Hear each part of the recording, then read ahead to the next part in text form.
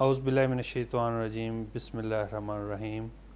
اول حمد ثنا الہی، جو مالک ہر ہردا، اس دا نام جتارن والا، کسے میدان نہیں ہردا۔ لکھ درود تے سلام اس پاک پیغمبر دی ذات اتے، جن دے واسطے اے کائنات بنائی گئی ہے۔ اللہم صلی علی محمد و آل محمد۔ ناظرین، پروگرام آواز حق کے ساتھ آپ کا ہوسٹ محمد افضل حاضر ہے۔ آج کا ہمارا موضوع سخن ہے صوفیہ کرام اور مخلوق خدا، جس کے لیے ہم نے دعوت دی ہے۔ بہت ہی پروقار اور مایہ ناز شخصیات ہیں، جن کا اسم گرامی ہے مخدوم سید نزاکت حسین کاظمی المشہدی صاحب، جو کہ سجادہ نشین ہیں دربار حضرت امام بری سرکار اسلام آباد سے، اور دوسرے ہمارے محترم ہیں سید سجاد حسین نقوی صاحب، جو کہ خطیب ہیں جامعہ مسجد بری امام کاظمی المشہدی، اور یہ ممبر ہیں رویت حلال کمیٹی کے۔ السلام علیکم علامہ صاحب۔ جی وعلیکم السلام ورحمۃ اللہ وبرکاتہ۔ علامہ صاحب بتائیے گا کہ قرآن پاک میں ولی یا اولیاء کرام کے بارے میں کیا کیا ارشادات فرمائے گئے ہیں؟ اعوذ باللہ من الشیطان الرجیم، بسم اللہ الرحمن الرحیم۔ فاذکرونی اذکرکم واشکرونی ولا تکفرون۔ اللہ ارشاد فرماتا ہے کہ تم میرا ذکر کرو، میں تمہارا ذکر کروں گا، اور شکر بجا لاؤ، ناشکری نہ کرو۔ جہاں تک اللہ تعالیٰ نے اس دین کو اللہ نے اپنے بندوں کے لیے پسندیدہ دین قرار دیا، تو اللہ تعالیٰ نے اس دین کے پھیلاؤ کے لیے مختلف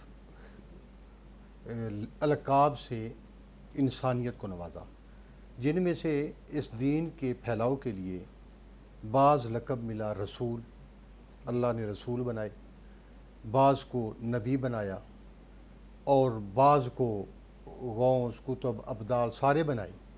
لیکن ایک اللہ کو لقب اتنا پسند آیا کہ اللہ نے اس لقب میں اپنا نام بھی رکھا کہ جو ولی ہے، ولی اللہ۔ کہ اللہ تعالیٰ نے قرآن مجید میں ارشاد فرمایا کہ تمہارا ولی جو ہے، انما ولیکم اللہ ورسولہ والذین آمنوا الذین یقیمون الصلاۃ ویؤتون الزکاۃ وہم راکعون۔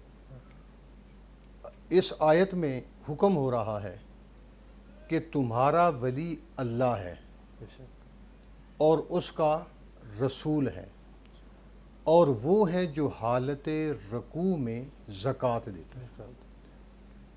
یہ آیت تمام مکاتب فکر متفق ہیں کہ یہ آیت علی بن ابی طالب پہ نازل ہوئی، کہ جب مولا کائنات علی بن ابی طالب مسجد نبوی میں نماز پڑھ رہے تھے، ایک سائل آیا اور اس نے آ کر صدا کی کہ ہے کوئی جو میری مدد کرے، مگر کسی نے جواب نہ دیا۔ وہ اپنے دل میں سوچنے لگا کہ اے نبی، میں آپ کی مسجد سے خالی جا رہا ہوں۔ کیا دیکھا کہ ایک شخص جو حالت رکوع میں ہے، اس نے انگلی کا اشارہ کیا سائل کی طرف، اور اپنی انگوٹھی جو تھی اتارنی شروع کر دی، اور سائل نے جو ہی وہ انگوٹھی پکڑی، اور پیغمبر اسلام کے پاس یہ آیت نازل ہو گئی، انما ولیکم اللہ ورسولہ والذین آمنوا الذین یقیمون الصلاۃ ویؤتون الزکاۃ وہم راکعون۔ کہ اس میں اللہ نے فرمایا کہ تمہارا ولی میں ہوں، میرا رسول ہے، اور حالت رکوع میں زکوٰۃ ادا کرنے والے۔ تو یہ تینوں جو ہیں یہ مطلق ولی کہلوائے۔ باقی کائنات میں جتنے لوگ ولی ہیں وہ جزوی ولی ہیں، ان کی ایک جنس پہ یا ایک خطے پہ جو ہے وہ ان کی ولایت ہے۔ مگر اللہ نے اس آیت کی شروع میں انما لگا دیا ہے۔ انما جو ہے وہ کلمہ حصر ہے۔ کلمہ حصر جو ہوتا ہے وہ ایک تالے کا کام کرتا ہے، کہ جیسے آپ دروازے پہ تالا لگا دیتے ہیں تو کوئی بندہ اندر سے باہر نہیں جا سکتا، باہر سے اندر نہیں آ سکتا۔ اللہ نے ولی کا جب اعلان کیا تو اس کے شروع میں کلمہ حصر لگا دیا، انما، کہ مخصوص یہ مخصوص کے یہ بارے تین میں ہیں، کہ مطلق جو کلے ولی ہیں وہ یہ تین ہیں، اللہ ہے، اس کا رسول ہے، اور جو ہے وہ حالت رکوع میں، اور یہاں سے ہی سلسلہ جو ہے وہ ولایت کا چلا۔ اور پھر اللہ نے قرآن مجید میں ارشاد فرمایا کہ فَاذْكُرُونِی اذکرکم واشکروا لی ولا تکفرون، تو مجھے یاد کرو میں تجھے یاد کروں گا، اور شکر بجا لاؤ ناشکری مت کرو۔ اب دیکھیں اللہ احسن الخالقین ہونے کے باوجود وہ اپنے بندوں سے کیا معاہدہ کر رہا ہے کہ تم میرا ذکر کرو زمین پہ، میں تمہارا ذکر کروں گا آسمانوں پہ۔ تم میرا ذکر گنہگاروں میں کرو گے، میں تمہارا ذکر بے گناہوں میں کروں گا۔ تو اللہ کے جو ولی تھے جب اس دنیا میں آئے، انہوں نے اس آیت کے مطابق ایسے زندگی گزاری کہ انہوں نے اپنے من کو مارا، دنیا کو مارا، اور پھر اللہ کے ساتھ عشق کیا۔ جب خدا کے ساتھ عشق کیا تو اس قدر خدا کی رضا حاصل کی کہ وہ آج قبروں میں بھی سوئے ہوئے ہیں، مگر اس کے باوجود ولیوں کے دربار پہ چراغ بھی جل رہا ہے، لنگر بھی چل رہے ہیں، کیونکہ انہوں نے اپنی زندگی میں خدا کو یاد رکھا، اور ان کے جب وہ پردہ میں چلے گئے تو خدا نے دنیا میں ان کے ذکر کو آباد رکھا۔ یہ تو اپنے اللہ تعالیٰ اپنا وعدہ پورا کر کر رہے ہیں، بالکل۔ تو وہ اپنا اللہ تعالیٰ نے اس طریقے سے ان کا ذکر جو ہے وہ رکھا۔ اب یہ کل ولی جو ہیں، یہ جتنی بھی ولایت چلی ہے، آپ دیکھ لیں پوری دنیا میں ولایت سے جو ہے وہ اپنا پوری کائنات میں ان اولیاء اللہ ولا خوف علیہم ولا ہم یحزنون، کہ ان کو اللہ کے جو ولی ہوتے ہیں تو ان کو کوئی خوف نہیں ہوتا، نہ قیامت کے دن نہ دنیا میں خوف ہوگا۔ تو آپ دیکھیں کہ جہاں پہ بھی ولی، اچھا ولی جب انسان بنتا ہے تو انسان سوچتا ہے کہ کیا میں نماز پڑھنے سے ولی بن جاتا ہوں، کیا میں روزہ رکھنے سے ولی بن جاتا ہوں؟ ولی بننا تربیت کی ضرورت ہے۔ ولی بننے کے لیے دو چیزوں کا ہونا ضروری ہے، جس میں دو چیزیں نہیں ہیں وہ کبھی ولی نہیں بن سکتا۔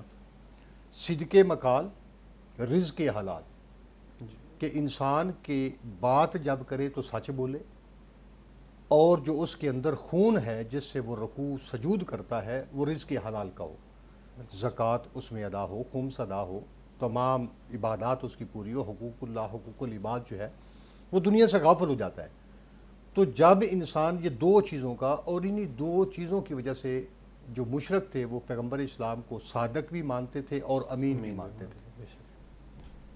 علامہ صاحب یہ بتائیے گا کہ ہر جو ولی ہوتا ہے وہ پیدائشی طور پہ ولی ہوتا ہے یا بعد میں جا کے اسے یہ ولایت عطا ہوتی ہے؟ ان کی پرورش جو کی جاتی ہے وہ پرورش جو ہے وہ دنیا میں آ کر نہیں کی جاتی کہ وہ جب سن بلوغت میں پہنچتے ہیں تو وہ اپنی پرورش کو درست کرتے ہیں، نہیں، ان کے والدین پہ ضروری ہوتا ہے کہ ان کے والدین جب وہ بچہ ماں کے رحم میں ہوتا ہے تو اس کی ماں کوئی ایسا رزق نہیں کھاتی جو لقمہ کسی اور کا تھا، یا باپ ایسا رزق نہیں لاتا کہ جس میں کسی کا حق تھا اور اس کی زوجہ نے کھایا، پھر اس سے ایک شخص پیدا ہوا، ٹھیک ہے، تو وہ دنیا میں جا کر ولی بنے۔ حقیقت میں معاف کرنے والے اللہ تعالیٰ کی ذات ہے، لیکن حقیقت میں بچے کی پرورش اس وقت کی جاتی ہے جب بچہ ماں کے رحم میں ہوتا ہے، تاکہ اس کے دودھ کے اثرات جو آئیں وہ دنیا میں آ کر آگے اس کے لیے جو ہے وہ آسانیاں پیدا ہوں۔ اور دوسرا یہ کہ انسان جب یہ سوچتا ہے، ہم سمجھتے ہیں کہ 12 سال کے بعد ہمیں اپنے بچوں کی پرورش جو ہے وہ کرنی چاہیے، مگر بعض ولی ایسے ہوتے ہیں کہ جو پیدائشی طور پہ جو ہیں انہیں خدا کی طرف سے بشارت ہو جاتی ہے، یا ایما تارین کی طرف سے بشارت ہو جاتی ہے کہ اس میں جو ہے وہ ولی ہے، بچہ یہ ولی پیدا ہوگا۔ تو بعض ایسے ہوتے ہیں کہ جو رزق حلال کی وجہ سے ماں کے رحم کے اندر بھی ماں سے کلام کرتے ہیں، ٹھیک ہے، ایسے بھی ہیں، جیسے آپ دیکھ لیں۔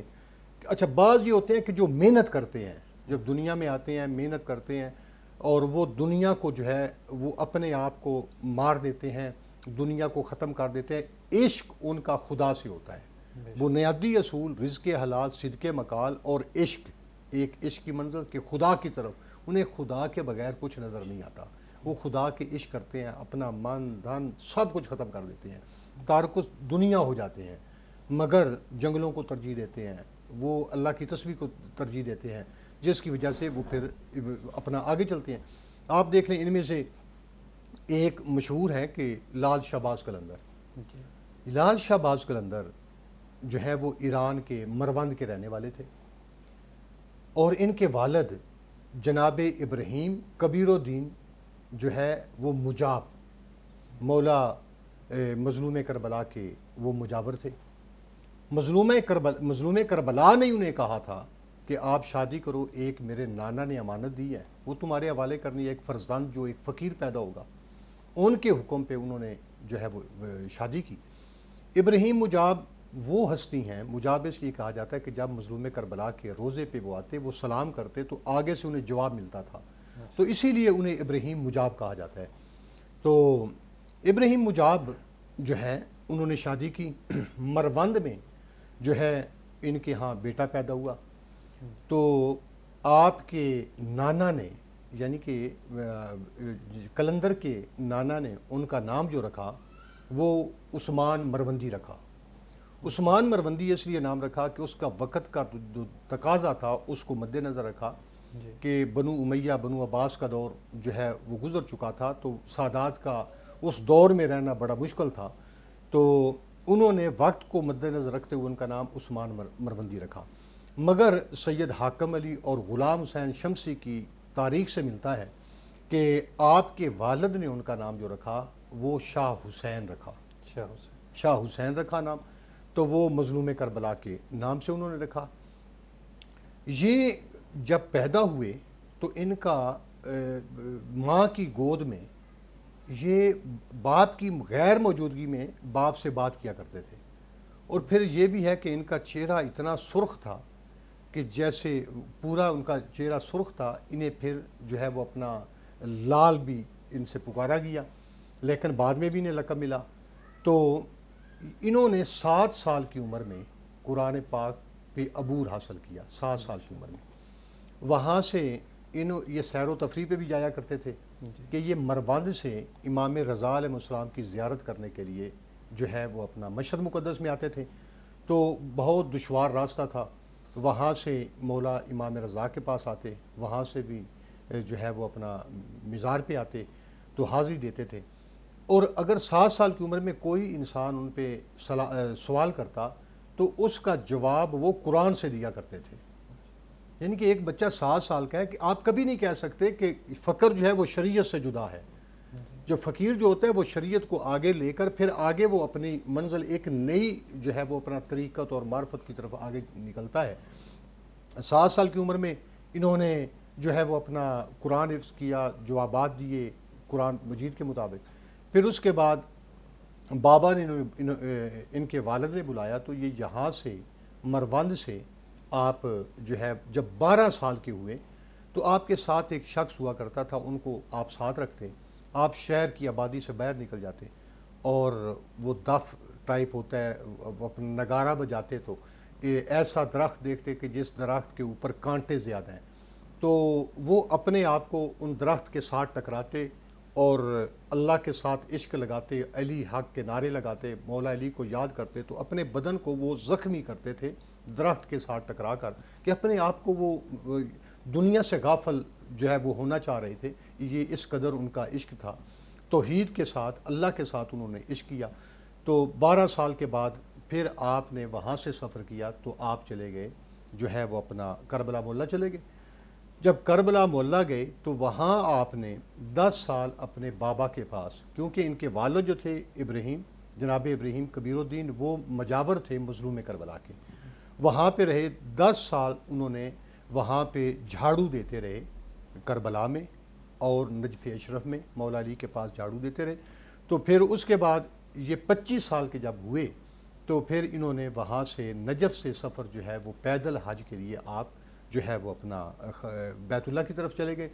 جب بیت اللہ میں آپ نے زیارت کی تو زیارت کرنے کے بعد آپ وہاں سے فارغ ہوئے حج کے بعد تو آپ سیدھا مدینہ میں چلے گئے. جب مدینہ میں گئے تو وہاں ایک اور اللہ کے فقیر سے آپ کی ملاقات ہو گئی، تو وہاں سید جمال شاہ سے ملاقات ہوئی. تو 10 سال پھر روزہ رسول پہ انہوں نے جو ہے وہ اپنا جھاڑو دیتے رہے. 10 سال کے بعد جب وہ واپس پہنچے تو پھر مولا علیہ السلام کے ساتھ مزید وہاں پہ مجاور بنے رہے. مجاور بننے کے بعد جب 41 سال کے ہوئے تو آپ نجف میں تھے، تو آپ کے بابا نے انہیں کربلا میں بلوایا۔ تو جب یہ کربلا میں پہنچے تو انہوں نے بابا سے درخواست کی کہ بابا میں چاہتا ہوں مجھے کوئی طریقت سکھائی جائے، مجھے کچھ علم دیا جائے۔ تو انہوں نے کہا کہ بیٹا میں آج مظلوم کربلا کے سامنے آپ کی درخواست پیش کر دوں گا۔ تو جب صبح ہی انہوں نے کہا کہ مظلوم کربلا نے طریقت آپ کو دے دی ہے، ٹھیک ہے، اور اس پہ آپ عمل کرنا مبارک ہو، اور آپ کے ذمہ جو میں لگا رہا ہوں تبلیغ وہ ہند ہے، بر صغیر ہے، آپ نے ہند کی طرف جانا ہے۔ چند دن وہاں پہ رہے تو ان کے والد کا جناب ابراہیم کا انتقال ہو گیا۔ آپ نے خود ہی جو ہے وہ اپنا غسل دیا، پھر مظلوم کربلا کے ساتھ آپ نے اپنے بابا کو دفن کیا۔ اس کے بعد آپ وہاں سے نکلے، آپ سیدھا پاکستان کی طرف آ گئے۔ جب پاکستان کی طرف آپ پہنچے تو پھر آپ نے آ کر وہاں پہ سندھ میں آپ نے ڈیرا ڈالا۔ تو جب آپ کو جو شخص مدینہ میں ملا تھا تو انہوں نے یہ کہا تھا کہ جب تم ہند میں جاؤ گے تو وہاں پہ جلال الدین کے پاس ایک امانت ہے میری، اور یہ ان کے والد نے بھی کہا تھا کہ مظلوم کربلا نے فرمایا کہ طریقت میں نے تجھے دے دی ہے، اور جلال الدین ہند میں تجھے ملے گا، اس کے پاس کچھ امانتیں ہیں، وہ امانتیں تو لے لینا۔ تو یہ پھر وہاں سے ہند میں آئے، آج کل وہ علاقہ انڈیا کا ہے، وہاں سے انہوں نے اس اپنا شاہ صاحب سے اپنی امانتیں لیں، جس میں امام سید الساجدین کا طوق تھا جو مظلوم کربلا کو گلے میں پہنایا گیا تھا، اس کو لے کر آپ جو ہیں وہ اپنی زندگی میں جو ہے وہ اپنا گلے میں ڈالتے رہے۔ پھر دھمال یہاں سے شروع ہوئی، دھمال پھر وہ قلندر جو ہیں وہ وہاں پہ سندھ میں آ گئے۔ اچھا، سندھ کی وہاں پہ جو حکمران تھا سندھ کا وہ بہت ظالم تھا، جابر تھا، تو آپ نے اسے دین کی دعوت دی، مگر جو بھی انسان وہ اولیاء کرام وہاں سے گزرتے وہ اس کا مذاق اڑاتے، تو ہر انسان تنگ آ کر جو ہے وہ وہاں سے چلا جاتا تھا۔ تو مگر آپ نے ان کو حکم دیا کہ بادشاہ کو کہ آپ ایسا کریں کہ اسلام قبول کریں، مگر اس نے اسلام قبول جو ہے وہ اپنا نہ کیا، تو کافی تنگ کرتا رہا۔ مگر قلندر تھے، قلندر نے کہا کہ میں تو ہو دوں، تو آپ کو ایک شاگرد ملا بودلہ سرکار، تو بودلہ سرکار کو بادشاہ کے پاس بھیجا ایمان کے لیے، تو لیکن وہ اس نے اسلام قبول نہ کیا، اس نے حکم دیا کہ بودلے کو مار دیا جائے۔ تو بودلہ بہار آج بھی وہاں پہ قلندر نے آ کر کہتے ہیں کہ وہ اسے کاٹ دیا گیا، اسے کسی جگہ پک رہا تھا، کسی جگہ پہ وہ قصاب کی دکانوں پہ تھا۔ تو جب قلندر نے آ کر چوک میں کھڑے ہو کر آواز دی بودلہ کو، تیسری مرتبہ بودلہ جو جہاں بھی تھا وہ آ کر وہاں پہ حاضر ہو گیا۔ یعنی اگر پک رہے تھے تو دیچکیوں میں سے نکل آئے، نکل آیا، کٹے ہوئے تھے وہیں بوٹیاں بھاگ پڑیں ہاں، اور خود حاضر ہو خدا گئے۔ تو یہ اللہ تعالیٰ کے جو ولی ہوتے ہیں ان کی یہ اپنے آپ کو جو ہے یہ علم تلاش نہیں کرتے کہ یہ علم تلاش کریں، وہ کہتے ہیں علم تلاش کرنے سے بہتر ہے کہ آپ خدا کو ڈھونڈو، ٹھیک ہے، خدا کو ڈھونڈنے سے سب کچھ ملتا ہے۔ ان کو عشق ہوتا ہے، تو اسی طریقے سے عشق کی منزل طے کر کے طریقت آپ کو ملی۔ اب اچھا یہ دیکھیں آپ قلندر پاک کہ آپ نے 7 سال کی زندگی میں آپ نے قرآن سے جواب بھی دیتے ہیں، قرآن حفظ بھی کرتے ہیں، اسلام کی تبلیغ کے لیے نکلتے ہیں، بر صغیر کا علاقہ ان کے حصے میں آیا کہ آپ نے یہاں پہ تبلیغ کرنی ہے، تو اس لیے بر صغیر پاک و ہند میں زیادہ تر جو ہے وہ اولیاء کرام اسلام لے کر آئے ہیں۔ جی، جیسے آپ فرما رہے تھے نا کہ خدا کو یا خدا کا وہ سارا کرنے کے بعد، جی کیونکہ جنت بھی مخلوق ہے، جی ہم بھی مخلوق ہیں، جی جی اور بھی بے تحاشا چیزیں مخلوق ہیں، جی جی یعنی ساری محنت کرنے کے بعد اگر بندہ جنت کی طلب رکھے تو وہ ایک چھوٹا چھوٹا پھل ہوگا۔ پھل ہوگا۔ بہتر ہے کہ جو جنت بنانے والا ہے اس کی طلب ہونی چاہیے۔ اولیاء کرام اسی لیے کامیاب ہیں کہ ان کی طلب ڈائریکٹ اللہ تبارک و تعالیٰ ہے۔ بہت آپ نے اچھی بات کی کہ انسان نے زندگی میں اگر زندگی کے بدلے میں جنت ہی لینی ہے، مولا علی سے پوچھا گیا کہ مولا آپ جنت میں رہنا زیادہ پسند کرتے ہیں یا مسجد میں؟ تو آپ نے فرمایا کہ میں مسجد میں رہنا زیادہ پسند کرتا ہوں، اس لیے کہ جنت میں رہنے سے میں خود خوش ہوں گا، اور مسجد میں رہنے پہ میں بھی خود خوش ہوں گا، میرا خدا بھی خوش ہوگا۔ اسی لیے تو انہوں نے فرمایا تھا کہ میں تیری عبادت اس لیے نہیں کرتا کہ مجھے تیری جنت کا لالچ ہے، میں اس لیے کرتا ہوں کہ تو عبادت کے لائق ہے، یہاں سے پتہ چلتا ہے کہ انعام جو ہے وہ واقعہ انسان وہ ہے کہ جس کو فرشتوں نے سجدہ کیا، انسان کی اشرف المخلوقات جو ہے وہ قرار دیا. جب اللہ تعالیٰ نے تخلیقی والتین والزیتون وطور سنین وہذا البلد الامین لقد خلقنا الانسان فی احسن تقویم. لیکن مجھے ایک بات بڑی سوچتی ہے، میں سوچتا ہوں کہ دیکھیں اس کائنات کو بنانے کے لیے اللہ تعالیٰ کو ایک لفظ کہنا پڑا، ایک لفظ کن فیکون، بس وہ ہو گئی. تو بعض تاریخوں میں ملتا ہے اسے وہ کن کا بھی محتاج نہیں ہے، وہ ارادے کا بھی محتاج نہیں ہے. جب وہ یوں تھوڑا سا اشارہ کرتا ہے تو وہ چیز کائنات وجود میں آ جاتی ہے. مگر انسان کو سمجھانے کے لیے اسے 30 پارے اتارنے پڑے، اتنے انبیاء کرام بھیجنے پڑے، انبیاء کرام بھیجنے پڑے، 30 پارے بھیجنے پڑے کہ راستہ دکھانے کے لیے. تو یہ اس کی اپنی ایک عطا ہے تو جو اللہ تعالیٰ اپنے بندوں کو عطا کرتا ہے. اچھا بعض علم ایسا ہوتا ہے کہ جیسے آپ عثمان مرودی کو دیکھ لیں کہ ان کو علم جو تھا، ان کو بہت سے علم اعداد، علم جفر اور بھی علم نجوم، بہت سے علم ہیں جن پہ ان کو جو ہے وہ اپنا عروج تھا، عروج پہ تھے اور عبور پہ تھے.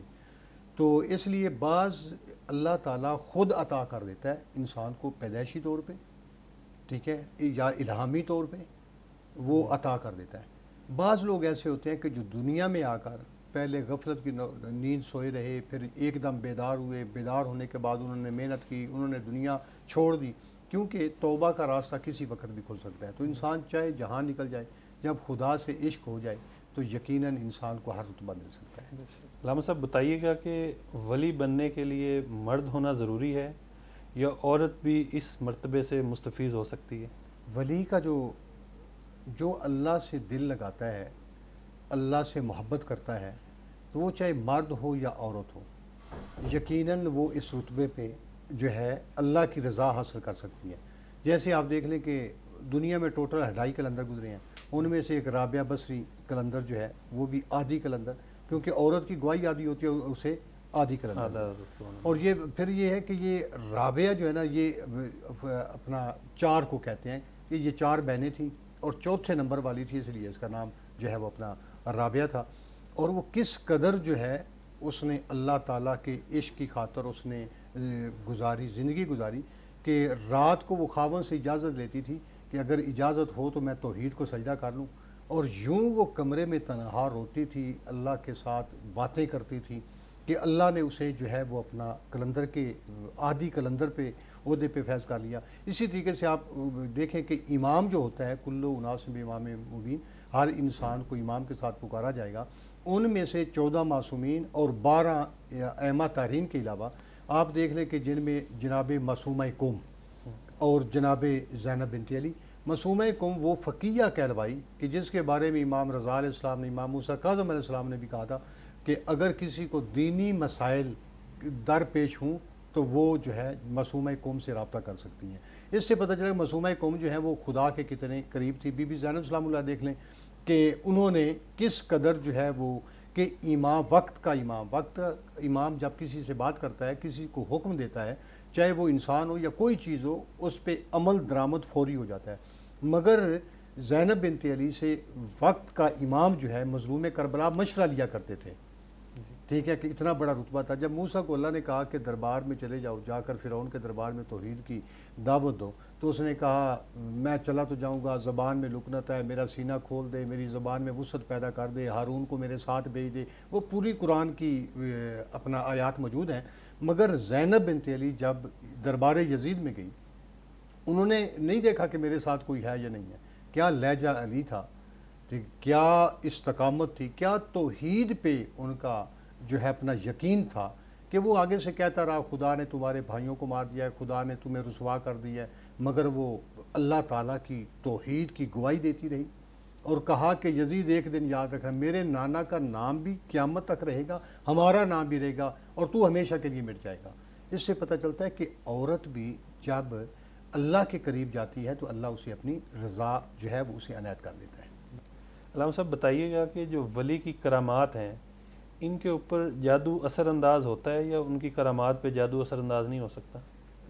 دراصل بات یہ ہے کہ ولی جو ہوتا ہے وہ اللہ کے سازش کرتا ہے، اللہ کی رضا کی خاطر وہ چلتا ہے، اسے دنیا کی اور کسی کی ہوش نہیں ہوتی. جیسے رابعہ بصری قلندر سے کہا گیا کہ کیا آپ شیطان سے نفرت کرتی ہیں؟ تو انہوں نے کہا کہ میرے دل میں جگہ خالی ہی نہیں ہے کہ عشق خدا سے اتنا بھرا ہوا ہے کہ کسی سے نفرت کرنے کی میرے دل میں جگہ ہی نہیں ہے.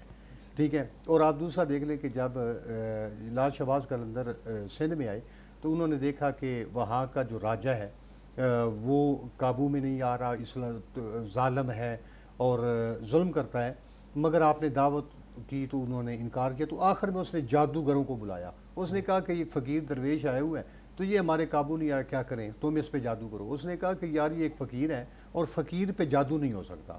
ہاں یہ ہو سکتا ہے کہ جب تک فقیر کو تم مردار یا حرام نہیں کھلاؤ گے اس وقت تک اس پہ جادو نہیں ہوگا.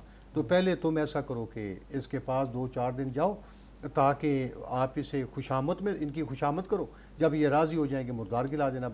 تو وہاں پہ گئے تو بادشاہ پہنچا، اس نے بڑی خوشامد کی، مگر قلندر نے اسے اگنور کیا، نظر انداز کیا. اس نے کہا میں نے تیری بات سن لی، تو چل.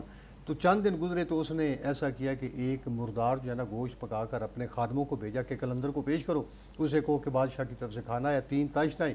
جب کہا گیا تو قلندر جو ہیں وہ آئے تو سامنے 3 تاشت رکھے گئے. انہوں نے دیکھا، انہوں نے کہا کہ یہ کیا پکا ہوا ہے. جب قلندر نے اس تاشت کی طرف سے دیکھا تو بلی کی بولنے کی آواز آئی کہ یہ میں مردار ہوں اور بلی پکی ہوئی ہوں. تو قلندر نے کہا کہ انہوں نے ایک دم جو ہے نا اس تاشت کو الٹا دیا. جب تاشت کو الٹانا تھا کہ اس بادشاہ جو تھا اس کا تخت الٹ گیا اور اس کے سفیر وغیرہ سارے وہاں پہ دب کے مر گئے. ٹھیک ہے. یعنی کہ وہ چاہتے تھے، انہوں نے پھر جادوگروں نے بتایا، اس نے کہا کہ یہ فقیر جب تک کوئی مردار نہیں کھائے گا، نعوذ باللہ، نہ حرام کا لقمہ نہیں ہوگا تو اس کو پہ جادو کبھی اثر نہیں کرے. ان کی کرامات ویسے ہی رہیں گی، ان پہ اثر نہیں ہوتا. علامہ صاحب بتائیے گا کہ معجزہ اور کرامت میں کیا فرق ہے؟ معجزہ یہ ہوتا ہے کہ معجزہ جو ہے وہ وقت کا امام جو ہوتے ہیں وہ اعمیٰ تحریم دکھا سکتے ہیں، معجزہ معصومین دکھا سکتے ہیں، وہ ان کے معجزات ہوتے ہیں. ٹھیک ہے. جیسے اپنا تاریخ میں ملتا ہے.